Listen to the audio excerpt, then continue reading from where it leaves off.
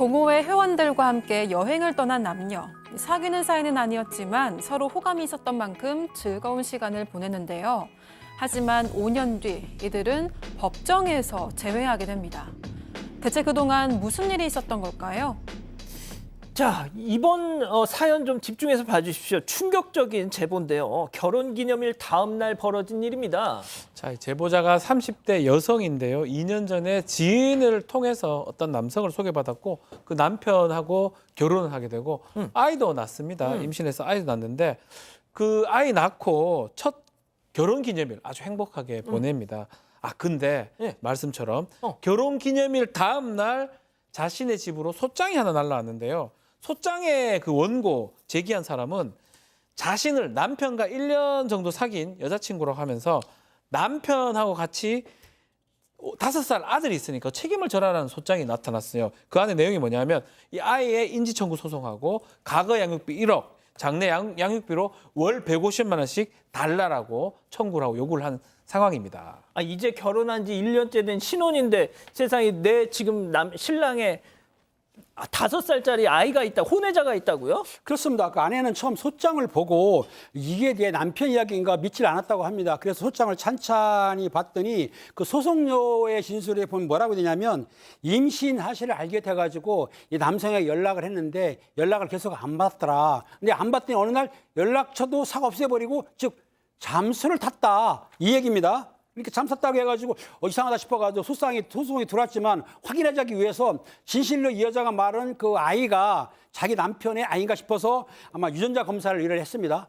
DNA 검사를 했어요. 했더니 결과는 충격적으로 신자가 맞다고 나온 것입니다. 그런데 아내는 전에 남편하고 만났고 결혼할 때도 혼외자가 있다는 말을 듣지를 못한 상황에서 지금 이런 소장이 날아왔으니까 이게 좀 이해가 안 가는 상황이었던 것이죠. 이거 완전 사기 결혼 아니에요, 그럼? 본의 사연자도 이렇게 따졌습니다. 남편한테 사기 결혼 아니냐고 따졌는데요. 하지만 남편은 자식이 있는지 정말 몰랐다면서 억울하다는 입장을 밝혔습니다. 남편에 따르면 1년을 사귀었다는 건 다 거짓말이고 실제로는 6년 전에 사진 동호회에서 만난 사이다 이렇게 주장을 했습니다. 여성은 남편보다 3살이 많았는데요. 먼저 적극적으로 연락을 해왔고 2주 정도 썸을 탔다는 사이였다고 한 겁니다. 그러다가 동호회 회원들과 함께 간 여행에서 일행들과 떨어져서 둘만의 시간을 보내게 됐다고 하는데요. 남편은 딱 하룻밤의 실수였다면서 그날은 잊기로 서로 합의를 했고 본인도 동호회에서 탈퇴했다 이렇게 이야기를 했습니다. 하룻밤에 실수가 있기는 했네요, 그럼. 네, 근데 이제 그래도 어쨌든지 이 얘기가 너무너무 지금 다르고 너무 심각한 문제니까 법적 공방으로 갔습니다. 그런데 이 남편은 나는 혼외자가 있는 걸 전혀 몰랐다라는 입장이고요. 이 여성은 내가 임신 사실을 문자로도 뭐 여러 번 전화로도 알렸다라는 입장이에요. 완전히 입장이 다르죠.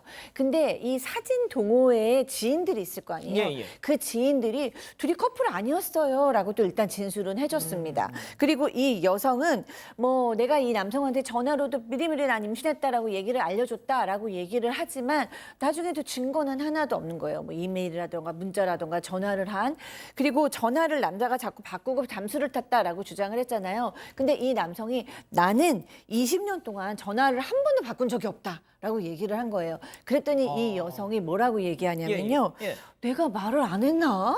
막 이러면서 아니, 그걸 본인이 모르면 어떡해? 그러니까요. 그래서 내가 기억이 잘 안 나네요. 이렇게 갑자기 또 말을 바꾸기 시작했습니다. 이렇게 되면 왠지 이 여자 쪽에 얘기가 좀 거짓말일 가능성이 좀 높아 보여요. 자, 그런데 진짜 깜짝 놀랄 일은 따로 있었습니다. 여성의 충격적인 비밀이 또. 네, 이 여성이 남편에게 본인이 3살이 더 많다고 소개를 했었잖아요. 맞아요. 그런데 알고 보니까 12살이 더 많았습니다. 뿐만 아니라 당시 여성은 2번을 이혼을 하고 각자 아빠가 다른 아이 2명까지 키우고 있었다고 하고요.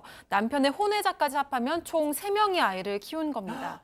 하지만 남편에게는 이러한 사실들을 모두 숨겼다고 하는데요. 또 여성이 남편의 아이를 임신했을 시기에 정작 다른 남자와 결혼을 했던 사실이 밝혀지기도 했습니다. 하지만 재판부는 이 모든 사실들을 중요하게 보지 않았고요. 어찌됐든 친자가 맞으니까 여성이 요구한 것보다는 좀 낮은 액수로 양육비는 지급하라 이런 판결이 나왔습니다. 12살 연상의 여자라는 딱 그 얘기를 백다희 아나운서가 딱 전한 순간 우리 카메라 감독님이 이랬어요. 그렇죠. 근데 그 나이라든지 그거보다 가장 중요한 건 친자냐 아니냐거든요. 그렇죠.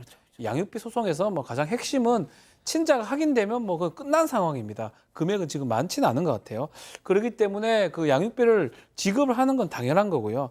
다만 이제 그 아내 같은 경우 임신 5개월 때 이 사실을 알게 되면서 지금 현재 딸을 출산한 상태인데 만약에 그 이전에 혼외자가 있었던 사실을 알았으면 결혼도 하지 않았을 안 것이다. 했죠. 라는 얘기도 하고 있습니다. 그렇지만 뭐 지금은 결혼한 상태고요. 양육비를 또 줘야 될 상황인데 여성도 그 여성 결혼 거짓말 좀 많이 하고 있는 상황이잖아요. 맞아요. 그래서 예. 남편이 좀 할 수도 있다 이런 생각도 하는데 재판 끝나고 이런 얘기를 했다고 해요. 여성이. 예.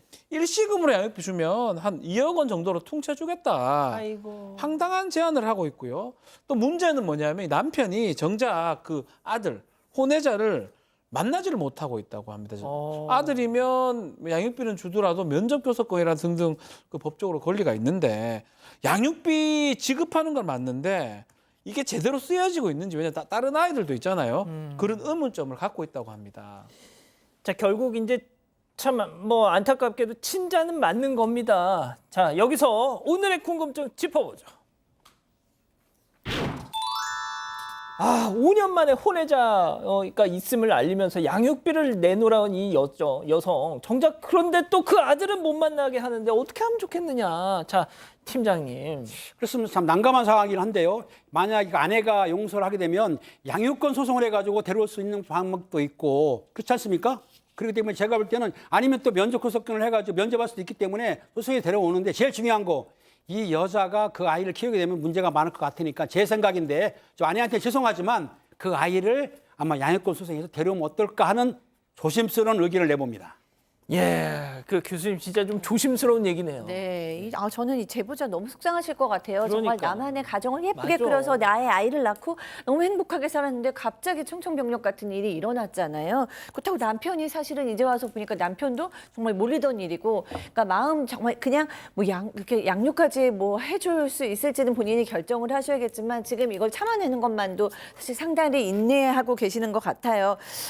그리고 이 정말 문제의 여성은 정말 믿을 수도 없는 여성이고 믿을 수도 없는 전 엄마라고 생각을 해요. 애를 내세워서 퉁쳐주면 2억 주면 된다. 맞아, 이렇게 얘기하는 거 애 내세워서 지금 돈 버는 겁니까 뭡니까? 그러니까. 그래서 저는 양육비를 주셔야 하는데 그 양육비는 정말 아이한테 쓰도록 월별로 주셔야 될 것 같고요. 그게 꼭 체크가 돼야 될 것 같아요. 어느 부분을 쓰이고 있는지 정말로 아이를 위해 쓰이고 있는지 정도는 꼭 체크가 돼야 되고 또 천류는 어떻게 끊겠습니다. 아이가 어떻게 끊겠습니까? 아이도 아빠가 만나봐야죠. 자, 박 변호사님. 예. 사연자분이 너무 안타깝다. 그렇죠. 양육비는 줘야 됩니다. 친자인 이상 안 줄 수는 없고요. 또 확인한다고는 하지만 그것을 확인해줘야 될 의무는 사실 없습니다. 양육권자가 이렇게 썼다라고 뭐 준다면 보여준다면 좋지만 안 보여준다 해가지고 그걸 보여달라고 뭐 권리로 요구하기는 좀 어렵고요. 다만 비양육하고 있는 친권자죠. 그 아빠 입장에서는 면접 교섭권을 행사할 수 있기 때문에 지금이라도 양육비를 준다면 아이를 볼 수 있는 권리, 면접 교섭권을 반드시 행사를 해야 될 것 같고요. 신청을 하면 됩니다. 신청을 하면 뭐 한 달에 2번이라든지 아니면 뭐 많은 경우 일주일에 한 번 정도 되니까요. 저 제일 중요한 거는 예. 한 번도 지금 못 봤다는 거잖아요. 그러니까. 돈만 주고 있고. 어. 그렇기 때문에 어쨌든 간에 아이를 좀 보는 방법을 먼저 택한 다음에 아이 한번 보고 또 양육비는 뭐 재판 결과에 따라서 계속 줘야 되지 않을까. 5년간 이렇게 왜 말을 안 했느냐 이 부분도 조금 이유는 좀 알아야 되지 않을까 생각도 드네요.